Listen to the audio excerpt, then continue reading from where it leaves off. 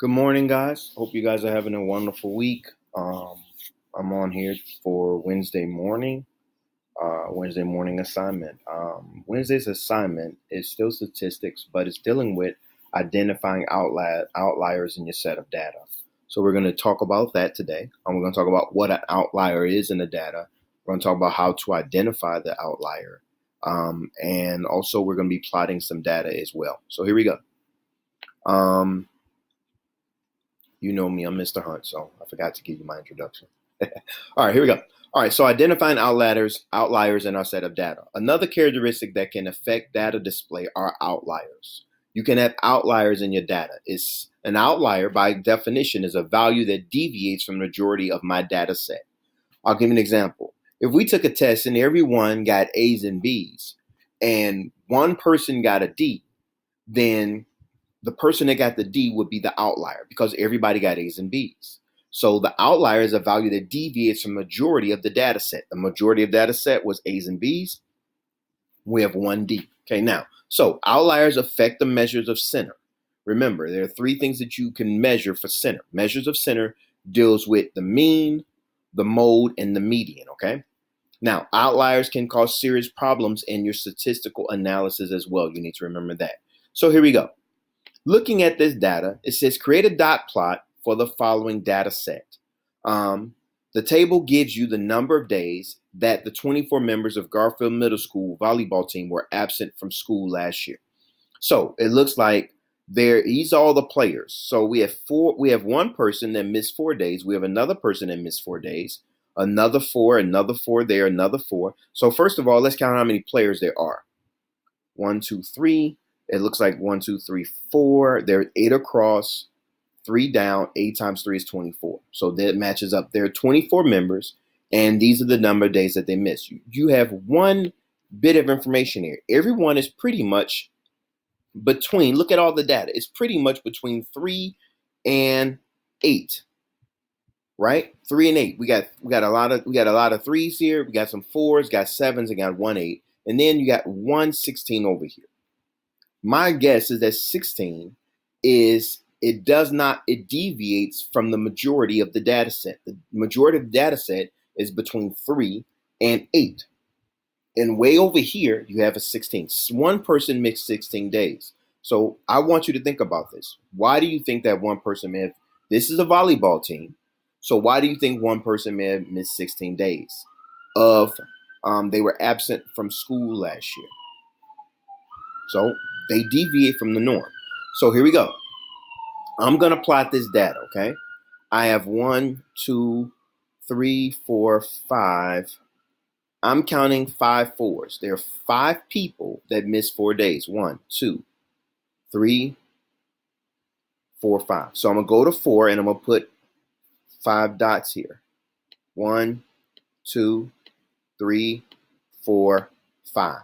Okay, 5 dots at 4. I have 5 people that missed 4 days. Now, 1 to 5. Count how many people missed 5 days. 1, 2, 3, 4, 5, 6, and 7. So I have 7 people that missed 5 days. So I'm going to go to 5, and I'm going to put 7 dots. 1, 2, 3, 4, 5, 6, and 7. Okay. That's 7 dots. I have 5 people that missed 7 days. Okay, now let's go to 3 days. 1. I have 2 threes. 1, 2. So go to 3. Give me 2 dots. 1, 2. Let's look at 4. We did 4 already. Let's look at 6. 1, 2, 3, 4, 5. I count 5 people that missed 6. I'm gonna use a different color here. 1, 2, 3, 4, 5. I got 5 people that missed 6. Going to 6 here, gonna put 5 dots. 1, 2, 3, 4, 5. Okay, my dots aren't evenly spread out, so forgive me for that. Okay, but you get the gist of it. Here we go. Now, how many people missed 8 days? It looks like I have 1 8. I'm gonna go to 8, put a 1 dot there. Okay, 7 days. 1, 2, 3. I have 3 people that missed 7 days. Okay, now I have no 9s, I have no 10s, I have no 11s, but over here I do have one person that missed 16. So my outlier is 16. So here's the outlier right here. The majority of my cluster, the cluster of my data is right here, is between 3 and 8. That's the cluster of my data. This is an outlier. It deviates from the majority of the data set. The majority of the data set, most students miss between 3 and 8 days. You have one student that missed 16 days. I'm going to take a guess that they may have missed because maybe they got sick and had to miss more days than everyone else. Okay, maybe they were injured playing volleyball and had to go to the hospital. God forbid. Okay, so let's do one more. Well, first of all, we got to look at how. Remember, outliers affect the measure of center. Outliers affect. We're going to see the effect that they have on the measures of center. So, do they affect the mean? Do they affect the mode? Do they affect the median? Let's look. So, remember the data. Here is all the data here. I'm now going to plot this data from least to greatest. I always like to do that. It's one of the first things I like to do. I'm going to plot the data with the outlier included, okay? So, I'm going to include the 16. This data here starts at 3, and then it goes all the way up to 16. So, I'm going to plot this data from least to greatest. I'm going to calculate the mode, I'm going to calculate the median, and calculate the mean. Then what I'm going to do is remove the outlier. I'm going to take 16 out of the data and then calculate the mean, the mode, and the median for the data without the 16 included. And I'm going to see what changed, okay? So here we go. I'm scrolling up here. Now, first, let's look at this. This is the data. I have 2 3s, okay? I have 4 5s. I have looks like 7 5s. 7 5s. I have 5 4s. 5 6s here. 3 7s there. 1 8 and a 16. Now I'm gonna add all this data together and divide by how many data points I have. I have 24 data points. There were 24 students. I add them all up. I get 136. That's right here at the bottom. I add them all up. I get 136. Now, if I want to find the mean, well, you divide the sum by how many data points you have. So 136 divided by 24 gives me a mean of 5.7. So here's my mean right here. The mean, okay? Now, the median. What is the median? The median is the middle number, okay? You have 24 data points. So the middle number of 24 should be, because it's an even number, should be the 12th and 13th number. Okay, so let's look. 1, 2, I'm counting here. 1, 2, 3, 4, 5, 6, 7, 8, 9, 10, 11. And here you go. 12 and 13 is right there. Those are the 2 middle numbers. Because I have an even set of numbers, 24, I have 2 middle numbers. Add those 2 numbers together and find the average. You divide by 2. When you have 2 middle numbers, the median, we have 2 middle numbers, you have to add them together, divide by 2. You do that, you get a median of 5, okay? My mode was what? What number is being repeated the most? I would say that the mode will be 5 here. 1, 2, 3, 4, 5, 6, 7. I don't have that here, but the mode, I might have it here. I think I do. Yeah, the mode is 5. So I'm going to say the mode is 5. So the median is 5. My mode is 5. This is mode here. My mode is 5. My median is 5. And my mean is 5.7. I added them together, divide by 24. Now, what I'm going to do is take the outlier out, take the 16 out. Now I don't have 24 data points anymore. I have 23. Add them together without the 16, divide by 23, not 24, because you took one data point out, okay? So you no longer have 24, you have 23. Let's see what the outlier, removing the outlier, does to the data. Does it affect the mean? Does it affect the mode? Does it affect the median? Which one does it affect? Let's look at it. Going here, scrolling down, here we go. Notice there is no 16 in the data. There is no 16 here. The data has no 16. Okay, now, first of all, I have one middle number. I have 23 numbers. When you have 23 numbers, the middle number should be the 12th number. Let's see, hold on.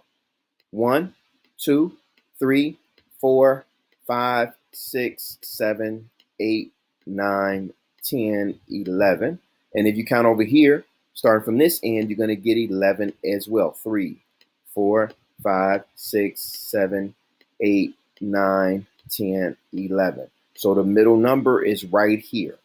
That's my 12th number. Half the middle point of 23. Remember, that's an odd number, so that would be 12. Now I have one middle number. That's the median. The median is the number that's the middle number. So the median is 5. So did it affect the median? No. The median was 5. It's still 5. Okay.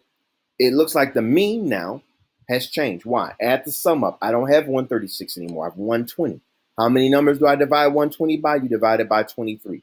120 divided by 23, you get 5.2. Okay, let's look at the mode. The mode is still 5. Okay, why? Because 5 appears, the number that appears the most. So 1, 2, 3, 4, 5, 6, 7. The mode is still 5. So the outlier, removing the outlier, did not change the mode, did not change the median. What it affected was the mean. Outliers affect your mean. So let's look at this.